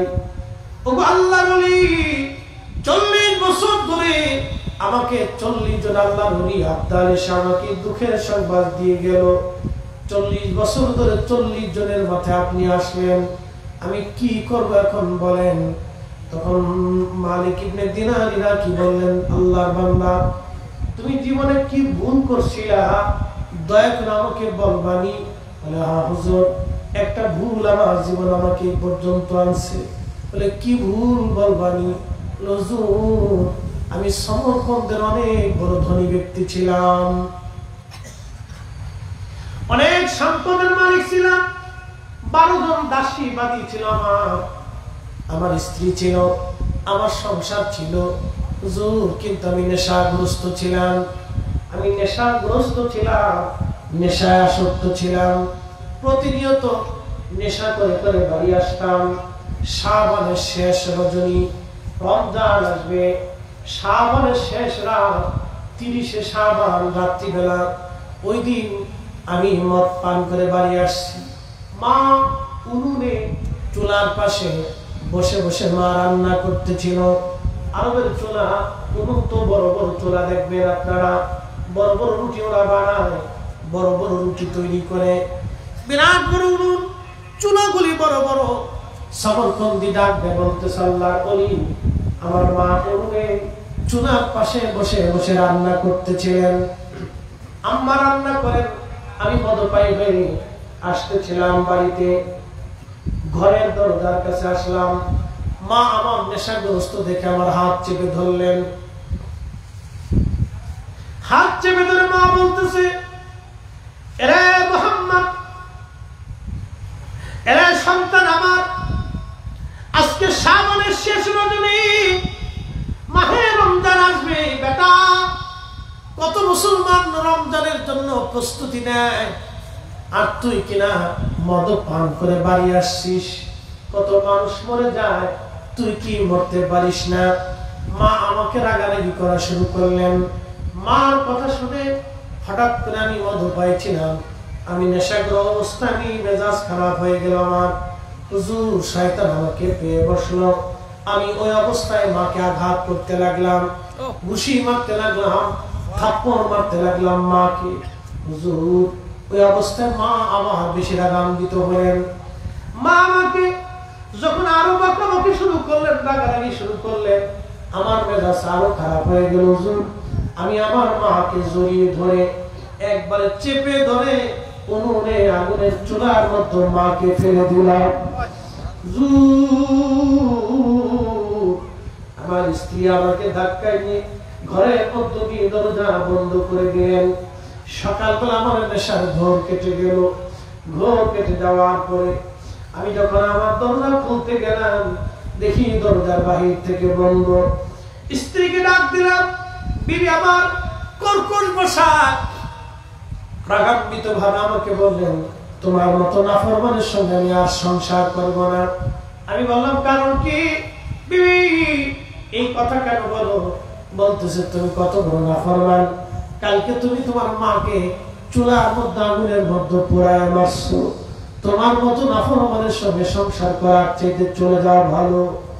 হুজুর, পাগল পারা হয়ে গেলাম, দরজা ভেঙে ঘর থেকে বের হইয়া আমি উনুনের পাশে যা দেখলাম মা আগুনের মধ্যে পুড়ে কালো হয়ে কয়লার মতো হয়ে গেছে।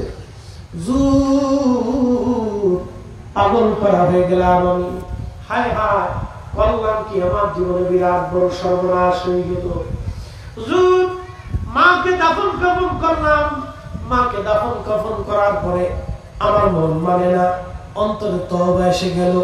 হায় হায় হায়, করলাম কি, কত বড় ভুল আমি করলাম।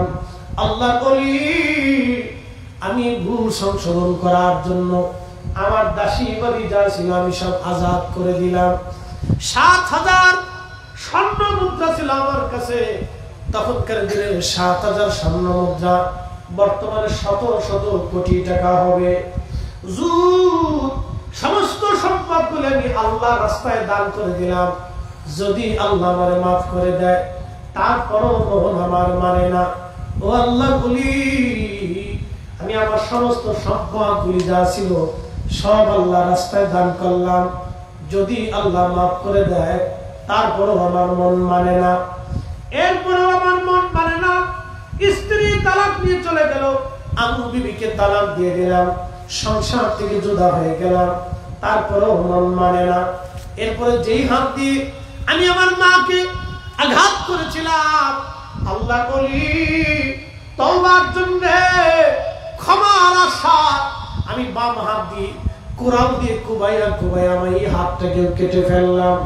হুজুর আপনি দেখেন আমার ডান হাত নাই, আমি আমার হাত থেকে নিজে কেটে ফেলছি। আল্লাহ বলি যদি আল্লাহ মাফ করে দেয় তারপর আমার মন মানে না। চলে আসছি সুদূর উজবেকিস্তানের সামরকন্দ থেকে মক্কাতুল মুকাররমায় আজকে চলি মাকামে ইব্রাহিম, সারা রাত নামাজ পড়ি, সারা রাত ইবাদত করি, আল্লাহর ঘর ধরে ধরে কান্না করি, যদি আল্লাহ মাফ করে দেয়। সারাদিন রোজা রাখি, খোদার ইবাদতে কাটাই। 40 বছরে 40 বার হজ আমি করেছি, ওমরা হজ কতবার করেছি তার হিসাব নাই, যদি আল্লাহ মাফ করে দেয়। আল্লাহ বলি 40 বছর ধরে 40 জন আব্দাল সাহেবের সংবাদ দিয়ে গেল, সবার মাফ কিন্তু আমার ক্ষমা হয় না, সবার গুনাহ মাফ আমার গুনাহ ক্ষমা হয় না, সবার হজ হয় কিন্তু আমার হজ হয় না। আল্লাহ বলি কর্ম কি? তখন মালিক ইবনে দিনার মুখের মধ্যে হাত দিয়ে চোখের পানি ছেড়ে কাঁদে, বলে আল্লাহর বান্দারে দুনিয়া আগুন লাগায় আগুন থেকে পালাইতেছো, করছো কি? এত বড় সর্বনাশ কেউ কি নিজের জন্য করে? তোমার এই অপরাধকে ক্ষমা করবে বলো, কি করে তোমার জন্য কে সুপারিশ করবে বলো? আহা করছো কি তুমি? তোমার ক্ষমা কি করে হয়? তোমার মাফ কি করে হয়? মালিক ইবনে দিনার এই কথা বলে চলে আসে। ঠিক তখনই সমরকন্দি আল্লাহর দরবারে হাত বাড়াইছে, কাকুতি মিনতির সাথে বলে রব্বুল আলামিন, আল্লাহ হে অসহায়ের সহায়, হে অনাশ্রয়ের আশ্রয় দানকারী, হে অপরাধীর ক্ষমা করনেওয়ালা আল্লাহ, আমি তোমার বান্দা 40 বছর ধরে আজকে কাঁদতেছি। আল্লাহ আল্লাহ আমার অপরাধের জন্য 40 বছর ধরে ক্ষমা চাই মালিক, তোমার দরজা থেকে তুমি যদি শূন্য ফিরাও এই সমরকন্দি কোন দরজায় যাবে? আল্লাহ মাফ যদি না করো তোমার বান্দা কোথায় যাবে গো আল্লাহ? তুমি ক্ষমা না করলে তোমার বান্দার যাওয়ার জায়গা নাই, আমার দ্বিতীয় জায়গা হাত তোলার জায়গা নাই, ক্ষমা পাওয়ার জায়গা নাই। আল্লাহ আমি 40 বছর ধরে কাঁদি, আমার মাফ করে দেন আল্লাহ। এইভাবে সে অন্যায় বিনয় করে কাঁদতেছিল। রাত্রিবেলা মালিক ইবনে দিনার ঘুমিয়ে আছে, স্বপ্ন দেখতেছে রাহমাতুল লিল আলামিন আমার পেয়ারা নবীজি মালিক ইবনে দিনারের সঙ্গে স্বপ্নে নবীজি দেখা দিয়েছে। ডাক দিয়ে বলতেছে মালিক, আল্লাহর বান্দারে ক্ষমা হবে না, কে তোমাকে ক্ষমা থেকে মাহরুম করার অধিকার তোমাকে কে দিয়েছে? এই যে আমাদের দেশে যারা দোয়া মানে না, দোয়া করতে চায় না, দোয়া থেকে মুসলমানদেরকে যারা সরায়, এরা হলো আজাজিল। ওরা বুঝে না ওরা নিজেরা ধ্বংস হচ্ছে, আরো 10 জন মুসলমানকে ওরা ধ্বংস করে দিতেছে। কথা বলে ঠিক না? বুঝে না ও নিজে ধ্বংস হচ্ছে, ও আরো 10 জনকে ধ্বংস করে দিচ্ছে। আল্লাহ নবী এসে ধমক দিলেন, মালিক তোমাকে কে অধিকার দিয়েছে খোদার ক্ষমা থেকে মুসলমানকে জুদা করা? তুমি কেন বলছো তার ক্ষমা হবে না? যাও তুমি সমরকন্দিরে যায় বলো আল্লাহ তার জীবনের গুনাহ মাফ করে দিয়েছে। জোরে বলেন আল্লাহু আকবার। কত বছর পরে ক্ষমা হলো? 40 বছর পরে ক্ষমা হলো। আমার দেশের কত ছেলে মাকে আঘাত করে, মাকে গালি দেয়, বাবার ধমক দেয়, বাবারে গালি দেয়। আহা না না না, জীবনের বড় সর্বনাশ হয়ে যাবে। কোটি বছর যদি ইবাদত হয়, বাবা মা যদি বেজার থাকে রে, ওই ইবাদত 4 পয়সাও কাজে লাগবে না। সামারকন্দের মতো 40 বছর মাকামে ইব্রাহিমে নামাজ পড়ার মতো সুযোগ আমাদের আর নাই। সামারকন্দের মতো 40 বছরে হজ করার মতো সামর্থ্য এখন আর বর্তমানে নাই। যুবকরা, যদি তকদির ঘুরাইতে চাও, বাবা মার খেদমত তুমি করো। যুবকরা, যদি ভাগ্য ঘুরাইতে চাও, দুনিয়াতে 3টা জিনিস তুমি পেতে চাও। 1 নম্বরে হায়াত, 2 নম্বরে ইজ্জত, 3 নম্বরে দৌলত। 1 নম্বরে হায়াত, 2 নম্বরে ইজ্জত, 3 নম্বরে দৌলত। ও যুবতী বোনেরা, ও যুবক ভাইরা, ও বাবা জিরা, আজকে শুনে যাবেন। 3টা জিনিস যদি আপনি পেতে চান দুনিয়াতে, 1 নম্বর হায়াত, 2 নম্বর হায়াত মানে উত্তম হায়াত, সুস্থতার হায়াত, শান্তির হায়াত। অনেকের আছে কোটি কোটি টাকার মালিক, কিন্তু কোনো সুখ নাই। সুখ নাই রে, সুখ পরাণের পাখি, যেখানাতে পড়ে এখন হাবুডুবু কান্দি, আমার সুখ নাই রে। কি কথা বলি না? এরকম বেসুখে কত বছর কাটবে তার হিসাব নাই। কারণ জুলুম আল্লাহ বরদাস্ত করে না, আল্লাহ পছন্দ করে না। আমার বাপও যদি জুলুম করে তাও মানা যাবে না, আমার ভাইও যদি জুলুম করে তাও মানা যাবে না, আমার পেয়ারা স্ত্রী সন্তানরা জুলুম করলেও মানা যাবে না। কি কথা বলেন না কেন? ঠিক না? অন্যায় তো অন্যায়, অন্যায়কে অন্যায় বলা এটাও হকের কথা। খুব মনোযোগ দিবেন মুসলমান। হযরতে সামারকন্দির ব্যাপারে নবীজি বললেন, যাও, আল্লাহ তারে মাফ করে দিয়েছেন। কিন্তু 40 বছর পরে আল্লাহ রাসূল ডাক দিয়ে বললেন, ও মালিক ইবনে দিনার, তুমি যা বলো, আল্লাহ তাকে মাফ করছেন, কিন্তু তার আরেকটা জিনিস জানাবা। কিন্তু এখনো শেষ হয় নাই। আরেকটা জিনিস জানাবারে মালিক, সেই জিনিসটা হলো কিয়ামতের ময়দান কায়েম হয়ে যাবে, পশু পাখিরও সেই দিন বিচার হবে। শুধু মানুষ আমার দিকে তাকান, যারা ঘুমাইছে, ঘুম আসাটা স্বাভাবিক, রাতে 1টা বাজতেছে, ঘুম আসা স্বাভাবিক। আমার তো কিছু করে নেই বাবা, আমার জুমা পড়ে আসতে হবে। দাওয়াত দেওয়ার বলছিলাম যে ভাই, আমার তো জুমা পড়ে আসতে হবে ঢাকা থেকে, একটা রিস্ক থাকে। অনেক সময় অ্যাক্সিডেন্টে দেখা যায় যে জাম পড়ে যায়। এটা তো অনেক রাস্তা, 250 কিলো রাস্তা, তো হতে পারে আমি এই আপনাদের পতেঙ্গা এখানে এসে জামে করছি। ভাবছিলাম যে আজকে মনে হয় এই রাস্তাটা ক্লিয়ার থাকবে, তো এই রাস্তায় যে ওখানে মানুষ আসে, ঘুরতে আসে, ওই কারণে ওখানে জাম পড়ছে। আমি যদি চলে আসি তাহলে আরো 1 ঘন্টা আমি আসতে পারতাম। যেটা যাক, এটা তকদির, এটা আমার হাতে নাই। তা আমি চেষ্টা করছি জুমা পড়ে, আমি দেখেন খাবার খাইনি, জুমা পড়ে আমরা রওনা দিছি, মাঝখানে শুধু নামাজ আর ওই একটু চা নাস্তা করছিলাম, এই বিরতি, তাছাড়া আর কোনো বিরতি নেই। একটানা গাড়ি চালাইছি, তারপরে এখানে এসে জামে পড়ছি। তো যাই হোক, একটু ধৈর্য ধরেন, খুব মনোযোগ দেন। কিয়ামতের ময়দানে শুধু মানুষ না, জিন না, ফেরেশতা না, পশু পাখিরও বিচার হবে। একসাথে বলবেন আল্লাহু আকবার। না না, আরো জোরে, আরো জোরে। পশু পাখিরও বিচার হবে। বলে এটা কি? হ্যাঁ, আল্লামা ইমাম জালালউদ্দিন আস-সুয়ুতি রাহিমাহুল্লাহ আল-হাবিলিল ফতওয়া মাসালিকুল হুনাফা বিওয়ালিদিল মুস্তাফার ভিতরে একটা চ্যাপ্টার করছে, পশু পাখির বিচার হবে। সে বলে, হুজুর পশু পাখির বিচার কি? বলে, পশু পাখির বিচার হলো উত্তর পাড়ার গরু দক্ষিণ পাড়ার গরুর বিরুদ্ধে মামলা করবে। আল্লাহ আমার গুতাইছিল, মারছিল। কারণ পশু পাখির তো দুনিয়ার কোনো আদালত নাই, আপনি যদি তারা মারেন তো বিচার দিতে পারে না। চেয়ারম্যান সাহেব উপস্থিত, আজ পর্যন্ত গরু ছাগলের বিচার উনি করতে পারে নাই। কি করছে? করতে পারে নাই। যে গরু আমার মারছে, গরু এসে মামলা করছে, চেয়ারম্যান সাহেব আমার মারছে, আপনি বিচার করে দেন। গরু মামলা করে নাই, ছাগলে মামলা করে নাই, হাতিও মামলা করে নাই। তো কি করবে ওরা? কিয়ামতের ময়দানে আল্লাহর কাছে মামলা করবে। সেদিন আমি আপনি আসামি হয়ে যাবো। অন্যায়ভাবে একটা কুকুরকে লাথি মারছে, ও মামলা করবে, রব তোমার বান্দা আমার লাথি মারছিল, আল্লাহ বলবো তুই আজ করে কায়দা মতো লাথি মেরে দে। সেই দিন কুত্তা লাথি মারবে, গরুতে আপনাকে লাথি মারবে, গরুতে আপনার গুতাই দিবে। সেই দিন আল্লাহ গায়ে বিচার করে দিবে। আল্লাহ ডাক দেয়া বলতেছে, নবীজি বলতেছে, মালিক রে তুমি যা বলো। সেই দিন আল্লাহ পশু পাখির বিচার করবে, আল্লাহর আদালত বসবে। মালিক ইবনে দিনার রে তুমি যাইয়া সমরকন্দের বলো সমরকন্দের মা হবে বাদী, আসামি হবে ছেলে। মা হবে বাদী, আসামি ছেলে। মা বাদী, আসামি ছেলে। আমি আল্লাহ মাফ করছি, কিন্তু কিয়ামতের ময়দানে আদালত বসবে। মা বাদী, ছেলে আজ আসামি। আমি আল্লাহ, আমার আল্লাহ সেই দিন বিচার করবে। ও মালিক ইবনে দিনার, আল্লাহ সেই দিন তার মার পক্ষে রায় দিবে, সমরকন্দের বিরুদ্ধে আল্লাহ রায় দিবে।